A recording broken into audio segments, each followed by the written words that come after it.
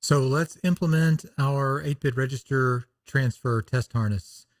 We've got two 8-bit registers that show their states, and then we have a data bus output, and we have a set of switches to put data onto the data bus, along with a selector selecting which one of these values to put on the bus, and then two load signals to be able to load the value from the data bus back into a register. So let's implement this in Lucid code.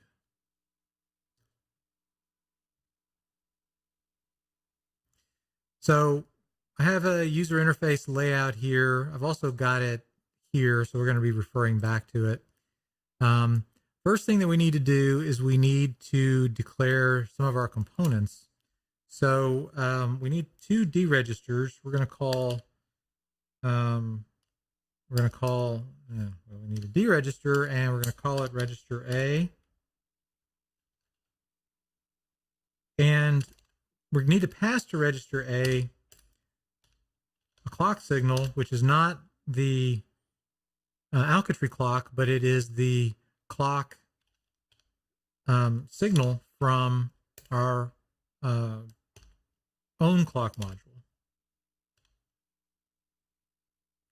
And this should be, what is this complaining about? Right, just some non-assigned signals that we'll fix in a second. So we need another one of these, but we're going to call this one B.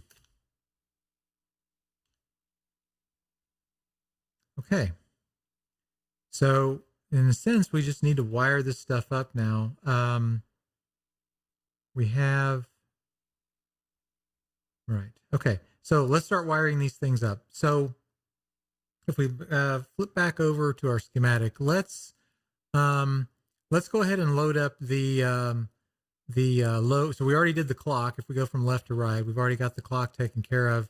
The next set of signals would be the load A and load B signals. So let's just take care of those. So on reg A, our enable bar signal, active low, is going to be enable. So that is going to be this one here.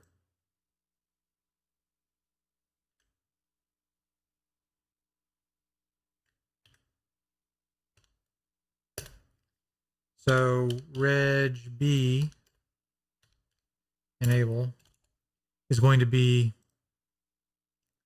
this one.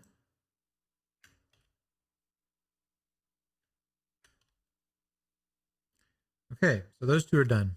So next signal let's wire up is gosh, I don't know. So so we can wire up say the Q signals from the 8-bit registers. Let's wire those up to our state LEDs. So LED, So LED 1 is going to be the A register state. So that's going to be reg A dot Q. And then LED bank 2 is going to be the B register. Great.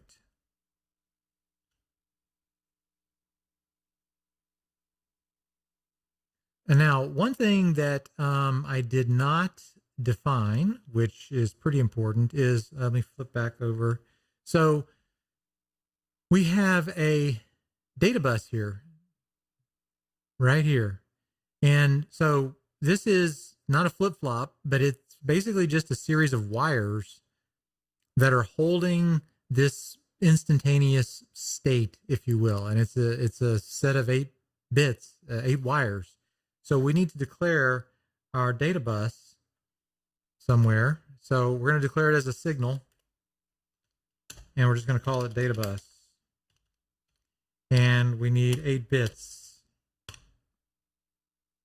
So down below, we're going to wire up our LED bank 0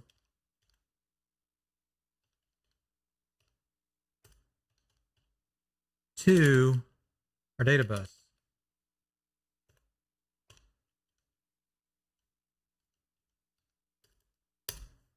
Now this is complaining that it hasn't been written to, and we're gonna write to it here in just a moment. So we'll come back to that. Okay, let's look at what else we need to wire up. So we need to wire up our switches to our multiplexer. Okay, so we need a multiplexer. We might as well go ahead and do that. So in code, and we a little earlier we talked about building a multiplexer ourselves from scratch out of discrete logic gates, but in fact, and we built a sort of a fixed sized one, but in fact, Lucid and probably Verilog provides an implicit way to build a multiplexer through the use of if statements or a case statement. So let's use the built-in capability because there's just really no use reinventing the wheel. So our case statement is going to be based upon the value of our dip switches on bank 0 and switches 4 through 3. If I go back to the user interface, our output signal select is going to be 3 and 4. So 3 being the least significant, 4 being the more significant. So that's the way that reads. And we want to do something based upon that value being 0, 1, and 2. Now the 0th case, going back to our schematic, the 0th case is the input from the A register. So, and what we're doing in this multiplexer is that we're setting the data bus output.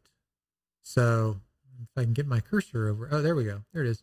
So the multiplexer's input for case 0 is going to connect the A register's output to the data bus. So we want data bus equal to reg A dot Q. Now likewise for the second, I should say the next, which in this case is the value of 1. For the next value of the multiplexer 1, we want to connect the output of the B register to the data bus. So back to our code. Case 1, that's going to be B. And then finally, the third case is our set of user interface switches so that we can assert something onto the data bus manually ourselves. So this is the value 2 on the multiplexer. We want to set those dip switches, or set the data bus to the value of those dip switches. So back over to our code, data bus is going to be equal to, what did I say? I said, nope. IO dip, I actually didn't specify, which we should say here. IO dip 1 is going to be our external data bus input. Yeah, correct. So this is going to be IO dip 1. Now, finally, it's good practice to put a default handler on here, and this should also make our data. So you'll notice we had our data bus is basically saying that it's got to be written before it's read, and the reason that's doing that is because we don't have all cases covered. So if we say data bus is going to be equal to high Z, so I guess 8 times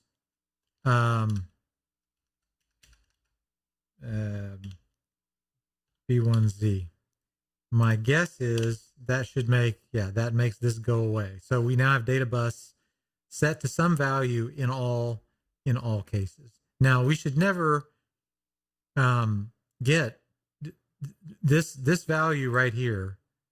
Well, actually, I guess we could switch it on the user interface, and if we do switch it, get a binary of 3, which would be 1 1. We would get down here and the data bus would shut off, which I guess that's fine. So let me review our user interface and make sure that we've wired up each one of these. I believe that we have. I believe that implements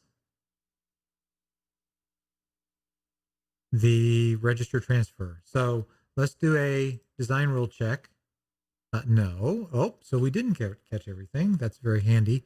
So it's saying that we did not, we did not assign D, which is connected to the data bus, of course. So back over here, we need to set on reg, let's do it here, reg A, that D is going to be equal to the data bus. The reason that is doing that is because I didn't declare my register of the appropriate size. I had just mentioned at the very beginning of this that I added a width parameter to the register, and I did not declare the register of the appropriate width. So the Lucid language is very handy, very nice. So yeah, again, width. So we need to declare up here a width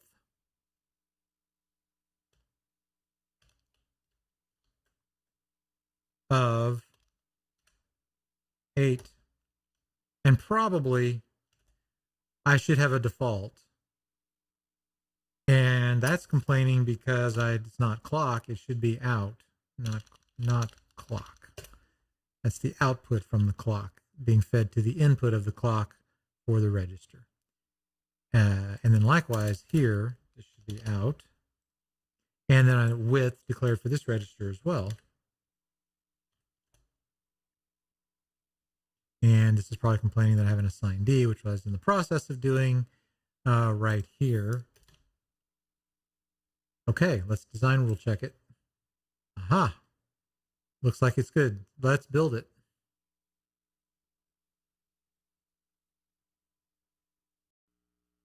The build is done. I just hit the load button and loaded it to the board. Now let's test the design out.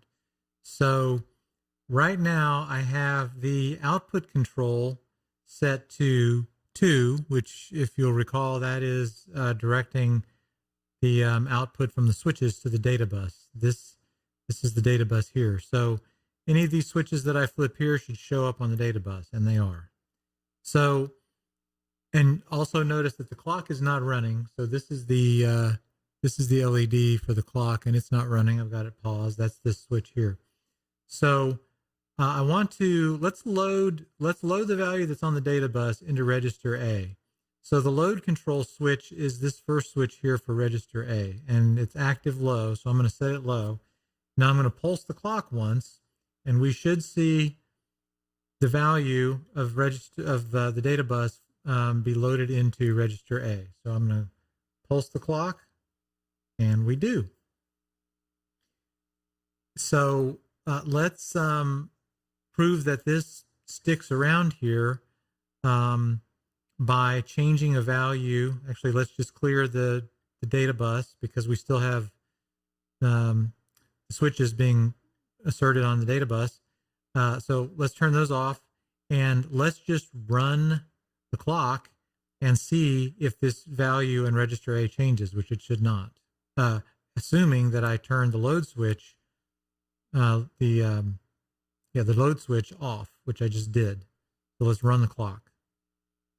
Yep, see, clock is running and register A has retained its value. Now, let's do a register transfer from register A to register B. So we need to assert register A to the data bus. And register A, if we recall, was control signal 0, 0. So 0, 0 is these two switches here at 0.